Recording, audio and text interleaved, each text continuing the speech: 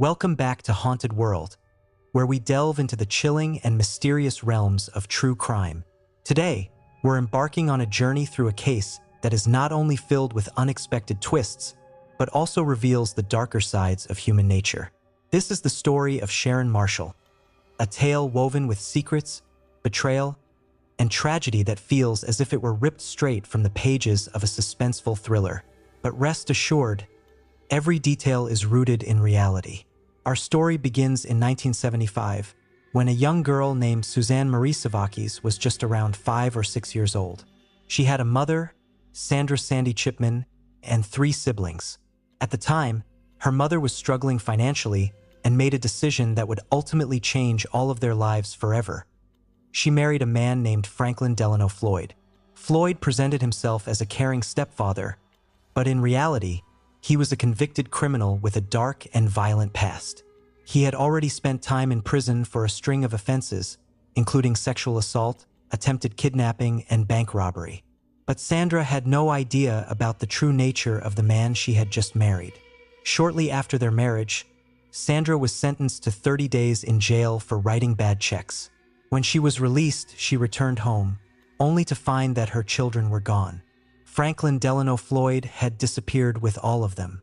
Sandra was later able to recover 2 of her children, who had been left in foster care. But her eldest daughter, Suzanne, was never seen by her family again. Franklin had taken her, and from that moment on, he controlled every aspect of her life. For years, Suzanne lived under different names. The most well-known alias she was forced to use was Sharon Marshall. Floyd raised her as his own daughter, moving frequently to avoid suspicion. Despite the horror she was living in, Suzanne, or Sharon as she was known, was incredibly intelligent and ambitious. She excelled in school and even won a full scholarship to Georgia Tech to study aerospace engineering. But she never got to follow her dreams. The man who had stolen her life made sure she would never escape. Instead of letting her go to college, Floyd forced her into a life of crime and exploitation. By the late 1980s, he had relocated with her to various states, making her work as an exotic dancer. He controlled her completely, making sure she could never run away. During this time, Sharon became pregnant and gave birth to a son named Michael Hughes. The identity of Michael's biological father remains uncertain, but what is known is that Franklin Delano Floyd claimed the boy as his own. In 1990, Sharon Marshall was living under yet another identity. This time, she was known as Tanya Hughes. She was married to a man named Clarence Hughes, though it is believed this marriage was arranged by Floyd to further cover his tracks. On April 30th, 1990, Tanya was found gravely injured on the side of a highway in Oklahoma City. She had been hit by a car in what initially appeared to be a tragic accident. However, the circumstances surrounding her death raised many questions. Doctors quickly realized that she had suffered severe injuries before the accident, injuries that suggested she had been beaten. Witnesses also reported seeing Franklin Delano Floyd acting suspiciously near the scene. 2 days later, Tanya Hughes, who was actually Suzanne Marie Savakis, died in the hospital. She was only in her early 20s. At her funeral, Floyd showed up with their son, Michael, but something was off. He barely seemed upset about her death. Instead, he acted controlling and aggressive, trying to prevent anyone from asking too many questions. When people from the community began looking into her past, they made a chilling discovery. Tanya Hughes, the woman everyone thought they knew, did not exist. There were no official records of her before a few years prior. The real question was, who was she? Following Sharon's death, Floyd took Michael Hughes and went on the run. Eventually, the authorities caught up with him in 1994, and Michael was placed in foster care. By this time, investigators had begun piecing together the puzzle of Sharon's true identity. But before they could get answers, Floyd did something unimaginable. In September 1994, he walked into Michael's elementary school in Oklahoma with a gun. He forced the principal into a car at gunpoint, demanding that he drive him to where Michael was being kept. Once they arrived, he took Michael and vanished. The boy was never seen again. Years later, Floyd finally confessed to what happened. He admitted to murdering Michael shortly after the kidnapping, claiming that he wouldn't have been a normal child anyway due to his upbringing. It was a heartbreaking end for the little boy who had already lost so much. During their investigation, authorities discovered that Floyd was also connected to another murder. In 1989, a woman named Cheryl and Camesso, a co-worker of Sharon's at a strip club, had gone missing. Her skeletal remains were later found near a highway in Florida. In 1995, a crucial piece of evidence linked Floyd to her death: an old briefcase containing photographs of Cheryl being brutally beaten. The evidence was undeniable. Floyd was charged with her murder and sentenced to death.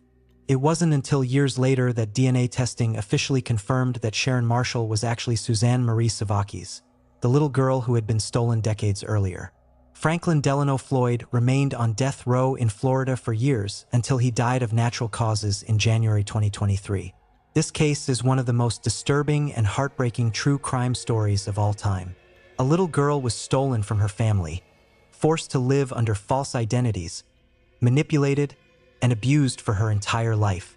Even after her death, it took decades for the truth to come to light.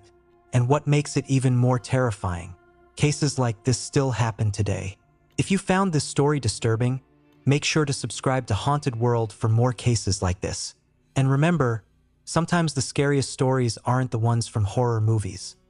They're the ones that actually happened. This case feels like suspenseful thriller but rooted in reality. 5 bodies, 5 young lives cut brutally short. A killer who didn't just murder, he played with his victims. And a college town that would never sleep soundly again. This is the story of the Gainesville Ripper. On August 24, 1990, a Friday night in Gainesville, Florida, students laughed, drank, made plans for the weekend. But in one small apartment just off campus, 2 roommates had no idea they were being watched. Sunja Larson, 18 years old, bright, ambitious, just starting her freshman year at the University of Florida. Christina Powell, 17, her best friend. They'd only lived together for a few weeks. They still had unpacked boxes in their rooms. They never saw him coming. The killer slipped in through the sliding glass door. No forced entry, no struggle, just silence. And then, the unthinkable. When police arrived the next morning, they found a scene so horrific, even seasoned detectives froze. The girls weren't just killed. They were posed, displayed, as if the killer wanted them to be seen. And the worst part? He wasn't done. 3 days later, another apartment, another pair of students. Tracy Poles, 23, Manuel Tabawada, 23, friends, just gone. The same method, the same brutality, the same staging. This wasn't just murder. This was a performance. And the audience? Everyone who dared to look. The city erupted in terror. Students fled campus. Parents demanded answers. And the police, they had nothing. No suspects, no motive, just 5 bodies, and a killer who vanished into the night. But then, a break in the case. His name was Danny Rolling, 35 years old, a drifter, a thief, a man with a lifetime of violence trailing behind him. Had been in and out of jail for years. Armed robbery, assault. But this was different. This was something darker, something inhuman. In his own words, he later described the killings as taking their souls. He didn't just want them dead. He wanted them remembered. But pride would be his downfall. When police finally caught him after a botched robbery in neighboring Ocala, they didn't know they had the Gainesville Ripper. Not at first, but the evidence, the DNA, the chilling confessions, it all pointed to one man. Danny Rolling stood trial in 1994. He showed no remorse, no fear, only satisfaction. Judge verdict death by injection. And on October 25, 2006, the state of Florida made sure he never killed again. 5 innocent lives, a killer who walked among them, and a question that still lingers in the humid Florida air. Was Danny Rolling truly alone that summer? Or was there something, or someone, else lurking in the shadows? The case is closed, but the fear. Sunday evening in Sarasota, Florida. 11-year-old Carly Brucia had spent the day with a friend and was on her way home, just a short walk. Nothing out of the ordinary, but someone was watching. And then it happened. A security camera at a car wash captured the last few moments of Carly's freedom. A grainy black and white image, a man in a uniform, approaching, speaking to her, reaching out. And then, she was gone. This is the story of a crime that shook the nation. A case that left an indelible mark on the justice system, forcing us to ask the terrifying question: how many monsters walk among us, unnoticed? February 1st, 2004. Sarasota, Florida. It was a warm evening, a typical Florida sunset casting a golden glow over the streets. Carly Brucia, a bright and energetic 11-year-old girl, was walking home from a friend's house. The journey was short. She had done it many times before, but on this night, something felt different. Unbeknownst to Carly, someone was waiting for her. Someone who had no intention of letting her make it home. Security footage from a nearby car wash would later reveal the horrifying truth. A man, dressed in what appeared to be a uniform, approached Carly as she walked past. He spoke to her, calm, authoritative. Perhaps he pretended to be a police officer, or maybe he simply demanded she follow him. Whatever he said, it worked. Carly hesitated, looked around, then, helplessly, she obeyed. The man took her arm, led her away, and they vanished into the night. What happened next was a nightmare beyond imagination. When Carly didn't come home, her family immediately knew something was wrong. Her mother, Susan Shorpen, called friends, neighbors, anyone who might have seen her daughter. But no one had. Panic set in. The police were contacted. Officers arrived quickly, knowing that every second was crucial in a missing child case. They scoured the neighborhood, knocking on doors, asking questions. And then, they found it. The car wash surveillance tape. What they saw on that grainy black and white screen would haunt them forever. There she was, Carly, walking alone.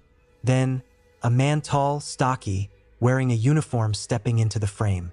He reached for her, and just like that, she was gone. The video sent shockwaves across the country. It aired on every major news channel. America watched in horror as the final moments of Carly's freedom played out on their screens. Who was this man? The FBI joined the search, working alongside local police. The pressure was on. A tip line was flooded with calls. The blurry image of the man in uniform, his face barely visible, was analyzed, enhanced, and spread across the media. And then, a name emerged: Joseph Smith, a man with a past, a criminal record filled with drug charges, violence, and failed attempts at rehabilitation. A man who should have been behind bars, but wasn't. Smith was no stranger to law enforcement. A drifter, a drug addict, his rap sheet stretched back years. But somehow, despite numerous arrests, he had always managed to slip through the cracks. When officers tracked him down, he denied everything. But the evidence was mounting. Witnesses placed him near the scene.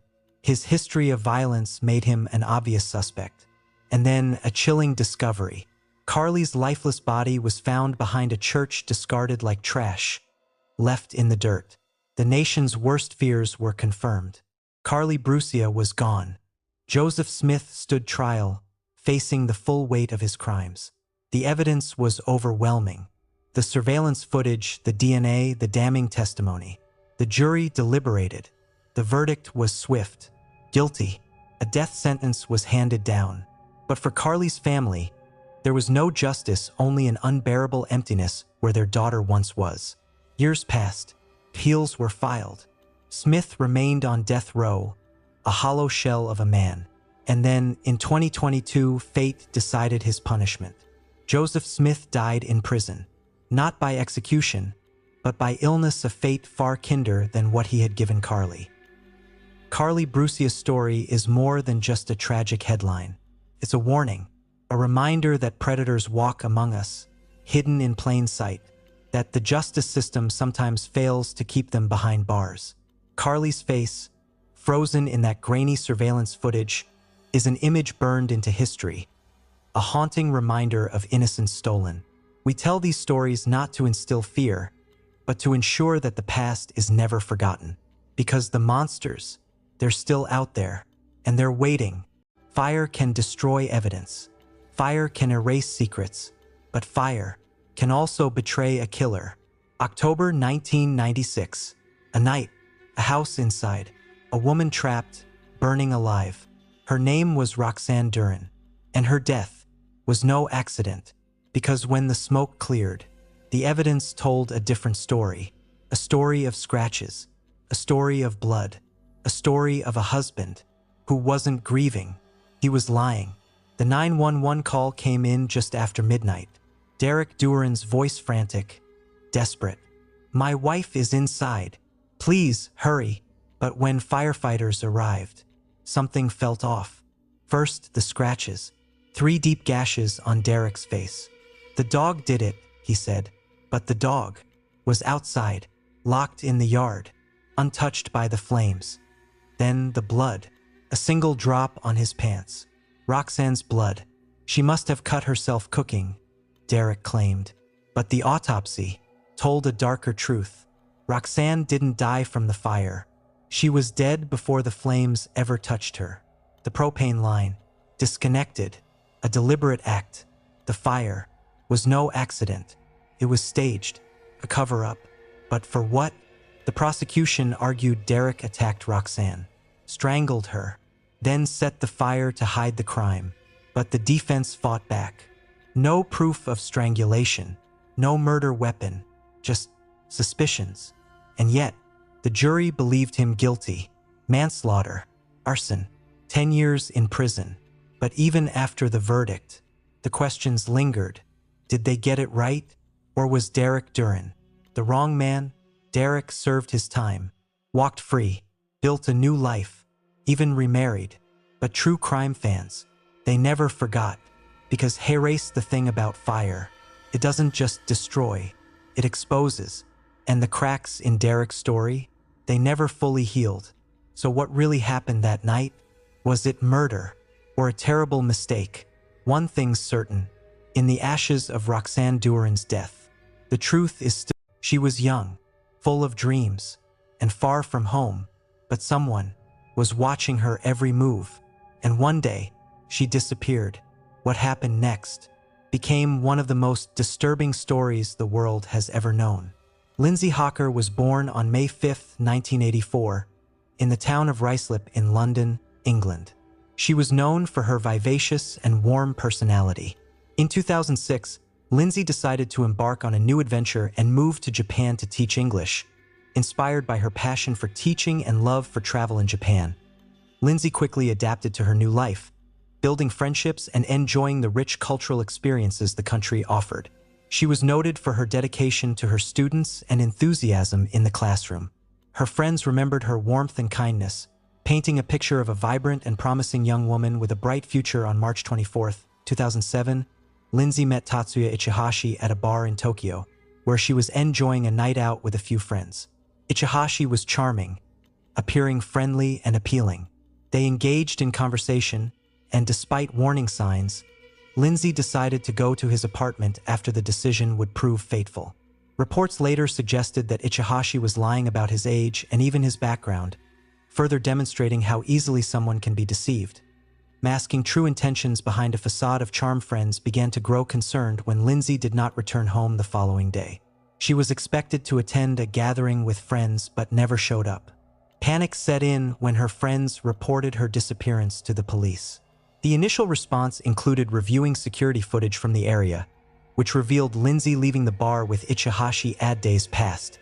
The local community, alongside the authorities, intensified their search efforts.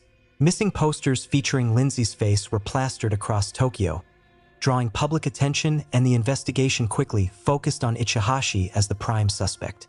Police discovered that he had gone into hiding after Lindsay's disappearance. His actions in the following days included suspicious behaviors, such as avoiding contact and attempting to dispose of evidence. Lindsay's friends, family, and the local community remained hopeful yet increasingly anxious. The media spotlight intensified as the search operations ramped up, showcasing the concern of a nation that prided itself on safety and security. On March 30th, 2007, a breakthrough came when authorities discovered Lindsay's body buried in a bathtub filled with concrete on a property in Ichihashi's father's home, located in Chiba Prefecture. The cause of death was determined to be asphyxiation, leading to widespread outrage, and the discovery was heartbreaking for Lindsay's loved ones, transforming public interest into a deep expression of grief. The tragedy of her violent death overshadowed the vibrancy she had brought to those around her, serving as a stark reminder of the potential shadows lurking even in safe places. With Ichihashi now officially a fugitive, an international manhunt was initiated. He made headlines as he evaded authorities for more than 2 years. His case became emblematic of the potential dangers facing women abroad and the importance of vigilance during this time. Ichihashi changed his appearance to evade capture, using various aliases and frequently moving between locations. This cat-and-mouse game captured media attention, peeling back layers from his persona and revealing a chilling reality underlining trust and deception. In 2009, Ichihashi was finally apprehended when he tried to seek medical assistance after an injury sustained during an attempted robbery. At this point, he was recognized because of the widespread media coverage and the details released about his appearance following his arrest. The trial began in 2011. It was marked by the emotional testimonies of Lindsay's friends and family, highlighting her kindness and potential future.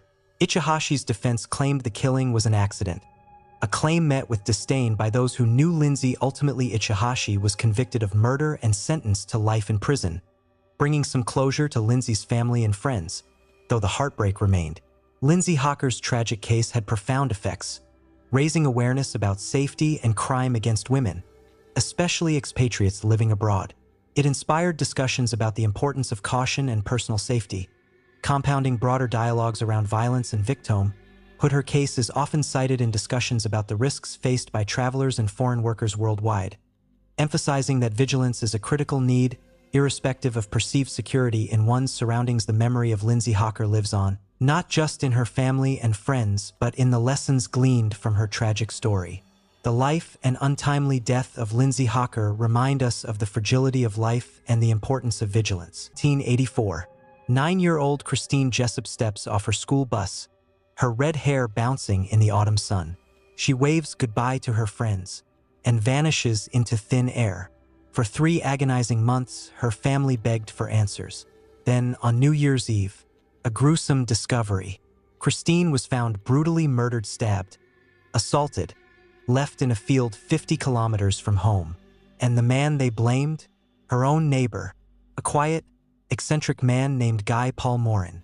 But was he really the killer? Or was this one of Canada's most shocking wrongful convictions? The police were desperate. A child killer was on the loose and the pressure was crushing. Then a lead. Christina's mother, Janet, mentioned a name: Guy Paul Morin. Morin was different, a musician, a loner, and in the eyes of detectives, the perfect suspect. But Morin had an alibi. He was at work. His co-workers vouched for him.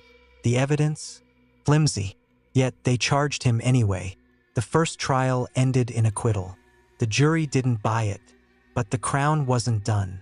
They appealed and got a second shot. Morin was sentenced to life, an innocent man, locked away for a crime he didn't commit. But then, science stepped in. New DNA testing proved it. The semen on Christina's clothes didn't match Morin. He was innocent. After 18 months in prison, the truth set him free. But if Morin didn't kill Christine, who did? For 36 years, the case went cold. Then a breakthrough. Investigators turned to genetic genealogy, tracing DNA through public databases. Hoover was a family friend. He knew Christine. He was at her funeral. And in 2015, he took his own secrets to the grave. Why did police ignore Hoover? Did tunnel vision blind them? Or was there something darker at play? The Kaufman inquiry exposed shocking police failures, coerced witnesses, junk science, a system hungry for a conviction at any cost. Sunset over Christina's grave. A single rose rests on the headstone. Christine Jessup's case changed Canadian law, but her killer never faced justice, and Morin never got back what was taken. And sometimes it hides in plain sight, What do you think? Did Hoover act alone? Were there others involved? Drop your theories below. 5 bodies, 1 killer, and a family secret so dark. This was the night the Lynn family vanished. By sunrise, 5 bodies would be found, bodies beyond recognition. 3:17 a.m., July 18, 2009. The last time anyone would see the Lynn family alive. Not a gun, not a knife. Something quieter, something intimate. When police arrived, they found all the doors locked, windows secure, no signs of forced entry, just 5 bodies arranged like broken dolls. The killer didn't just murder them, he tucked them in afterward. This is the story of the Lynn family murders, a crime so brutal, so calculated that it... Before the tragedy, the Lynn family were known in their community as hardworking, respectable, and kind. They had built a life many envied, successful, close-knit, and loved by their neighbors. Min Lin, the father, was admired as a dedicated family man. His wife, Lily, was described as gentle, caring, and devoted to her children. Their 2 young boys, Henry and Terry, were bright, full of promise. It was July 18, 2009. Just after 9 a.m., one of the Lynn family's relatives approached the house. Wife managed hadn't opened that morning. Customers waiting for their newspapers found the shutters closed. Something was wrong. As she stepped, no answer. She knocked again. Still nothing. Finally, she entered, and what she saw inside would remain etched in her memory forever. Room by room, the house revealed its horror. 5 bodies, lifeless. Each victim had been savagely bludgeoned, their faces unrecognizable from the violence of the attack. Blood soaked the sheets, the walls, the floors. It wasn't just murder. It was a massacre. Min Lin, Lily Lin, their 2 young sons, Henry and Terry, and Irene, all dead. The brutality suggested a weapon of blunt force, a hammer, perhaps. But investigators noticed something unusual. There were no signs of forced entry. Whoever had done this hadn't just stumbled in. They had planned it, they had known the house, and they had struck with terrifying precision. Detectives arriving at the scene knew immediately. This was no ordinary case. This was personal. This was calculated. Whoever was responsible had just wiped out an entire family in one night. For months, detectives lived inside the Lynn family murders. They ate, slept, and breathed the case. And slowly, the pieces locked together. And when the picture became clear, the realization was devastating. The monster they had been chasing wasn't a stranger. It wasn't some faceless intruder. It was family. On May 5, 2011, nearly 2 years after the massacre, police moved in. Their suspect was taken into custody, calm, expressionless. But behind that mask, detectives saw it. The cold calculation of a man who thought he was untouchable. His name was Robert Xie, brother-in-law to Min Lin, married to Kathy Lin, Min's sister, a man who sat at family dinners, a man who smiled in photographs, and yet, the very man police now accused of slaughtering 5 lives in one night. But why? Why would a man murder his own family by marriage? The answer was buried in jealousy, resentment. Xie had lived in the shadow of Min Lin's success, his thriving business, his respected place in the community, his close-knit family, while Robert struggled, bitter, humiliated. That bitterness had grown into hatred, and in the darkness of July 17, 2009, he acted on it. The trial was long, painstaking. The trial was long, painstaking. Years of evidence, witnesses, and forensic testimony.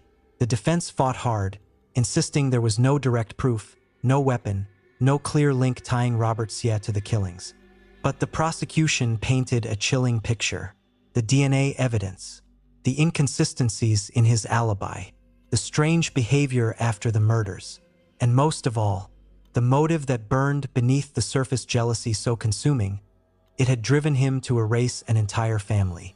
The jury listened, the nation watched, and finally, after one of the longest trials in Australian history, the verdict was read.